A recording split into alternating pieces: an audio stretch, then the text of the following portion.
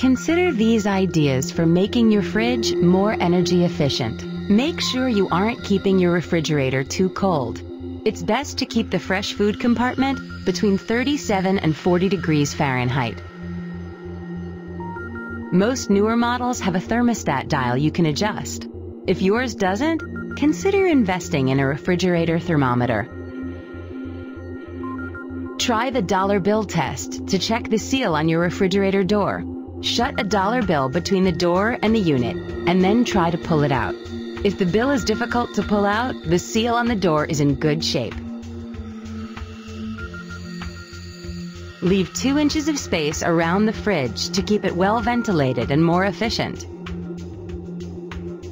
Refrigerators made in the 1990s use nearly twice as much energy as units made today. Is it time for you to upgrade? Most New Yorkers have a refrigerator, and these units are constantly running, so it's important to prevent them from working harder than they have to.